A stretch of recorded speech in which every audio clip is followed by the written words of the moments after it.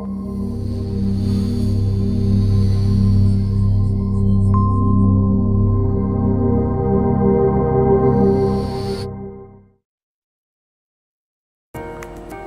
there, I'm Craig from SolaX and welcome to this video guide in which we are going to show you how to set up the Wi-Fi connectivity so that you can monitor the inverters online via the xCloud and the Solarman portal. This guide does apply to all the inverters in the range which all have Wi-Fi as standard, so that includes the X1 single phase, the X3 three-phase inverters and also the Hybrid X battery storage inverters. Okay, we're going to begin the tutorial now. Before we do that, one quick point. We always recommend that you use a laptop when setting up the connectivity, well obviously Wi-Fi enabled, rather than using a tablet, an iPad or similar, where you can sometimes have connectivity issues. Okay, so what we're going to do at this point then is connect directly to the inverter itself with a view to connecting it to the customer's router so that the data is transmitted to the internet, to the xCloud. And it's at that point that the customer can then access that data. They can either use the Solarman web portal or the Solarman iPhone app or Android app. We'll get onto that a little bit later. So let's set up this connectivity now. Okay, so the first thing I'm going to do here is just open up a list of available Wi-Fi networks. Now you can see there, I'm actually connected to SolaX, so that's our Wi-Fi network here. We use that obviously to connect to the internet. Beneath that we have, as you'll see, another network. It's an unsecured network that begins with a prefix of AP followed by a number. Now that number is the data logger serial number for the inverter we have in place here. So that's a unique number. It's worth making a note of that number because you will need that later on when you actually register the system on Solarman. But that number does also appear on the side of the inverter on the label, so you know, it does appear in a number of places. But that is the data logger serial number of the inverter, not the serial number itself, so don't confuse the two. Okay, so what I'm going to do is I'm going to connect to this network, and what I'm doing here essentially is connecting to the inverter directly. This process normally takes maybe 30 seconds to complete, so just be patient while that connects.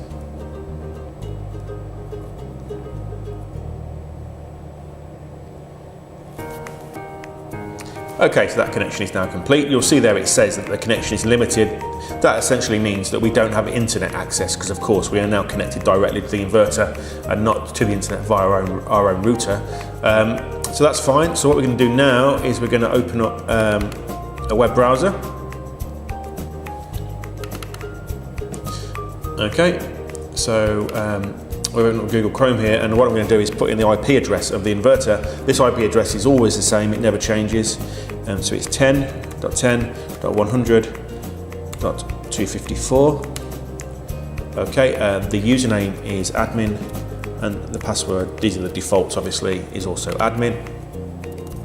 Once you enter those details, you're then taken to this screen.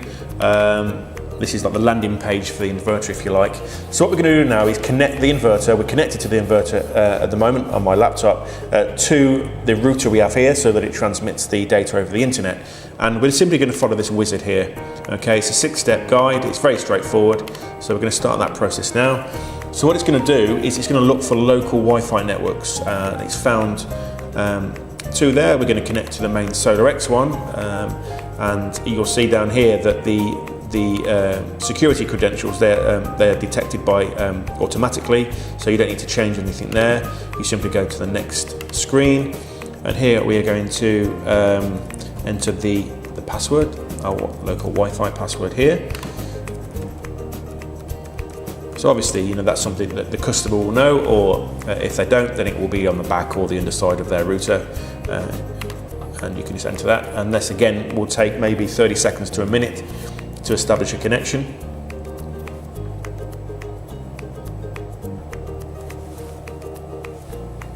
Okay, so that's completed. Okay, the next screen here, it says please fill in the following information. You don't need to do anything here. You just leave the obtain an IP address automatically, leave that as enabled, so you don't need to enter any of these details here. You simply go next. Again, you can just skip through this step. It's not important that you change any of these settings, so again just go next, and that is essentially it. You are now the connection rather between the inverter and the customer's router is complete, so the data will be being transmitted to the xCloud, to the internet, and now it's simply a case of trying to access that data, and that's a step that we're going to show you next. Okay, so the connectivity is now in place. So what we're going to do now is we're going to basically run through the process of setting up a Solarman account. Now, this is something that the installer will sometimes do for the customer. In other cases, it might be that they give the customer the website address and the customer registers their system themselves. Either way, it's a fairly straightforward process, so we're going to run through it now. So at the moment, I'm still connected to the inverter itself. You'll see I'm still connected to the Wi-Fi network there. So we're going to disconnect from there and reconnect back onto our local Wi-Fi network here. And we are connected. So now we're back online, and I'm going to go to the website to register this system, which is solarmanpv.com. So this is the main landing page for Solarman. Now what you might find is on the first visit it will default to Chinese. You simply change it to English here.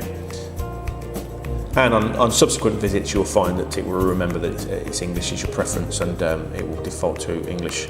Now of course at the moment we aren't registered, so we need to do that. So simply scroll down to the button where it says register, and here it will ask you to create a new account. What I'm going to do here is I'm going to enter my email address here at SolaX.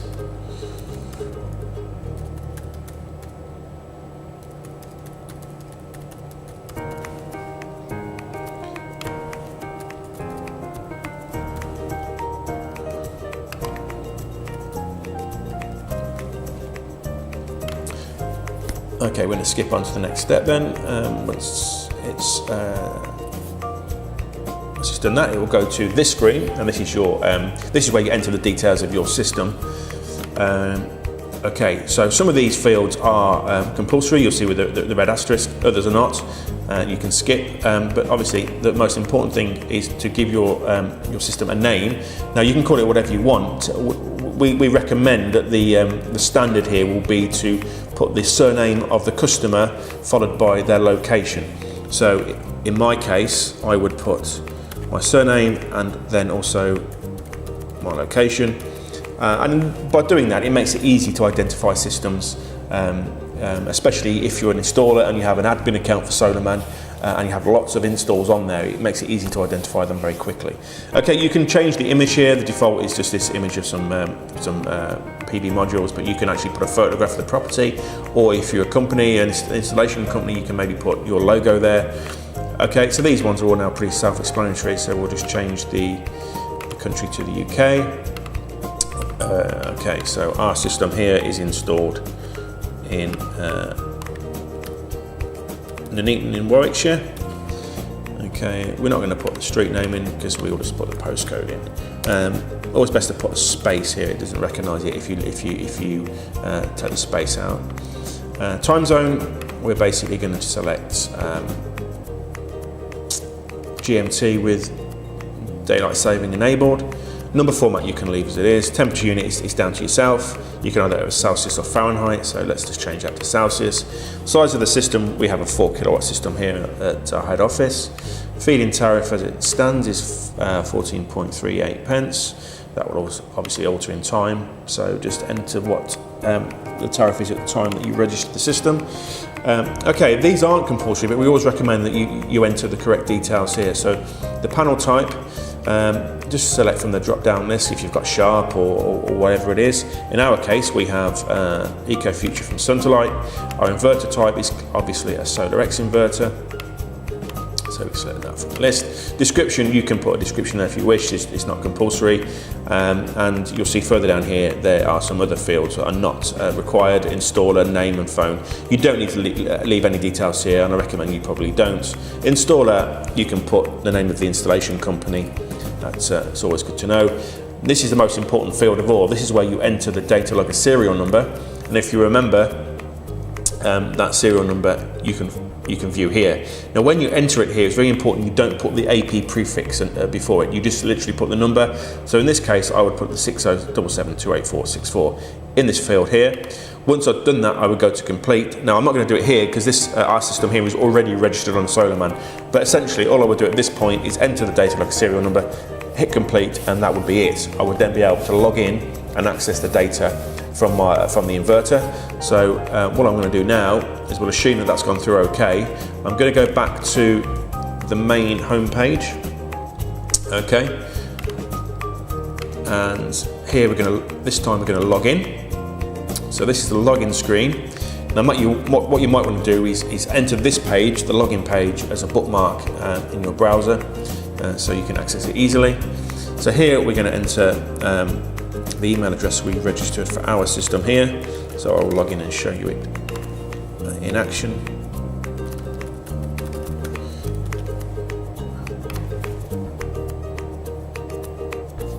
Okay, so that's essentially it. We've covered everything we planned to in this tutorial. The most important things, of course, being the connectivity between the inverter and the router so that the data is transmitted to the internet.